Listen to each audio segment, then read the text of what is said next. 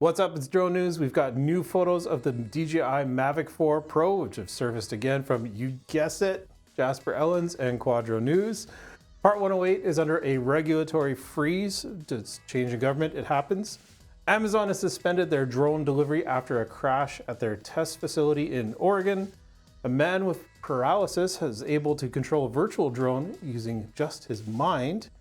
A man in Ontario also used a drone to help find another lost dog. Let's get into it. We've got a lot to cover. This is Drone News.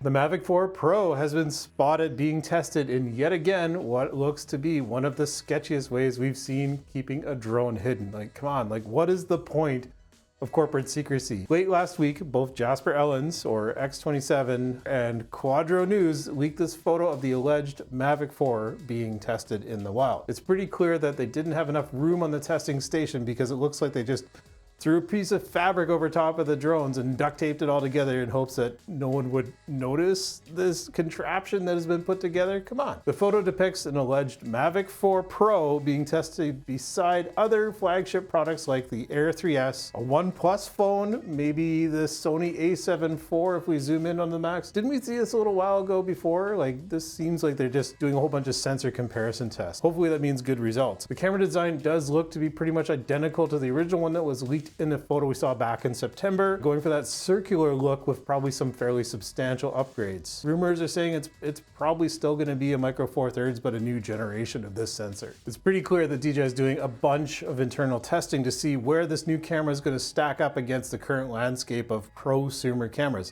Not only flying drones, but like actual pro cameras. We can also see a couple vents, one on the back of the drone and another on the back side of the gimbals. High technology means high heat, so they got to keep this thing cool. In addition, Jasper Ellens has also shared the animations of the Mavic 4 unfolding with that same kind of smoothed over jelly look of the new Mavic 4 body. Well, these leaks obviously aren't going to stop anytime soon, and we're just not going to stop reporting on them, because if they keep coming out, we're keep going to tell you about them, because like, what else are we going to talk about? Trees? So based on what we've seen so far, it's pretty clear that they're going to be sticking with a sleek and slimmed down design, but beefing up its internals after all. Traditional upgrades to the Mavic tend to make generational leaps compared to their predecessors. The Air 3, the Air 4, everything's an iterative process when they build new, better, right? So we're seeing a big generational change in the hardware, new batteries most likely, for example. We're all expecting the Mavic 4 to be released in April this year, and closer towards then, of course, we're gonna have a roundup video of all the leaks, all the rumors. Hopefully we can see how close we get to the final target on what this drone ends up actually being. So hit subscribe and stay tuned for that soon. The Trump administration has put a freeze on the upcoming proposed addition to the FAA Part 108 rules for beyond visual line of sight drone operations. The regulatory freeze was announced on Wednesday and is in effect for all rules that are currently in the process of being reviewed. This, of course, is part of a change in government. So what would having a Part 108 certification bring to the table for drone pilots in the USA? Well, for starters, there would be likely a new certification process that pilots will have to go through to get this rating, similar to what we're expecting with the new Level 1 complex drone pilot certification that's coming up here in Canada. The certification is aimed at providing pilots with greater flexibility when using drones for delivery services and would make flying in operations that are beyond line of sight a little simpler. A few other applications that we can think of that will benefit from this new certificate are pilots working in agriculture using big spray drones, or those flying for search and rescue teams where drones have to routinely go beyond line of sight. The Part 108 is essential for drone pilots who need to get up in the air as fast as possible to execute their missions. And ideally, they're not going to be dealing with all the paperwork that comes from getting special waivers from the FAA anymore. So of course, being drone pilot nerds, we're super excited to learn more about this new certification and ultimately what it's going to mean for the industry as it advances, and the regulatory bodies that are letting pilots take on new responsibilities without the need for a ton of steps and government oversight that might be in the process to getting these advanced or more complex or Part 108 operations off the ground. But what do you think about this? Like the Part 108, is it something that's on your radar, or is it out of scope for the environments that you're going to be flying in? Let us know, obviously, down in the comments. Speaking of drone deliveries, Amazon has suspended their drone delivery service in Texas and Arizona after a crash occurred at their testing facility in Pendleton, Oregon. We're just lucky it wasn't at someone's house. The crash occurred last month while their newest Mark 30 drones were being tested in the rain, something that, of course, drones should be able to withstand, especially if they're up in the Pacific Northwest like Oregon or Vancouver. Another incident took place in September when 2 test flights accidentally took place at the same time, causing the drones to occupy the same space at the same time and collide, and well, you can guess what happened next. They crashed. Amazon's drone delivery service is still, of course, in development, but it is available in selected parts of the states, such as Lockford, California, and College Station, Texas, of course, under special FAA waivers. Amazon states that they'll be implementing critical software updates to ensure that this doesn't happen again. Don't worry, it's a feature, not a bug. In a statement to PC Magazine, Sam Stephenson, an Amazon spokesperson, stated that the incident that took place was not the only reason that they're going to be suspending operations, and that Primary continued to deliver to customers safely until they voluntarily suspended the operation on January 17th. So of course, if they're having some growing pains, like 2 delivery drones crashing, that's really good, and they're taking a pause until they figure out what's the source of all these problems. Right? It's my opinion, not fact. So what are the drones that Amazon are going to be using? Let's talk about this Mark 30 Iron Man successor drone. Like, it's now the 30th iteration, it seems like.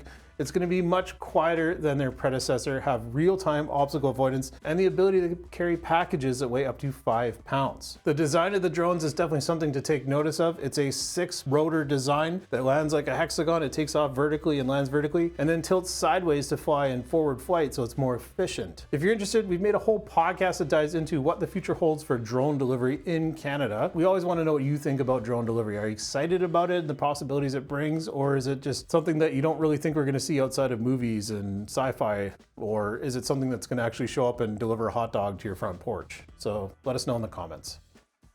A 69-year-old man living with paralysis was able to demonstrate how he can control a virtual drone through an obstacle course on a simulator with the help of a brain implant. The participant had suffered a spinal cord injury, which unfortunately left him completely paralyzed in his limbs. During a recent study published on January 20th by Nature Medicine, researchers at the University of Michigan in Ann Arbor used a brain-controlled interface to decode a man's brain to create movement in the simulator. Well, how did they do that? By getting the man to imagine moving his fingers in sync with a virtual hand displayed on a screen, they were able to interpret the neural signals with the movement of multiple fingers. So then they could use that to act as a cursor on the screen, allowing the drone to move forward through the obstacle course. And while this simulator isn't like the ones you were used to, you got to remember that he was controlling it with his mind. There was no physical input on this. The man was able to fly the drone in and around several hoops within the course, controlling the drone in all directions. In a statement, one of the co-authors of the study, Matthew Wilsey, said that there's a lot of things that we enjoy or do as humans where we are able to use multiple individuated finger movements. So like typing, sewing, playing a musical instrument. That's what this line of work is focused on, and how we can enable the control of multiple things at the same time. This is pretty heartwarming to hear about, and it's pretty awesome to see a development where technology is progressing and aiding in human ability to extend beyond limitations that are set by paralysis or some other impairment on someone. So this is pretty cool and pretty awesome to see happening.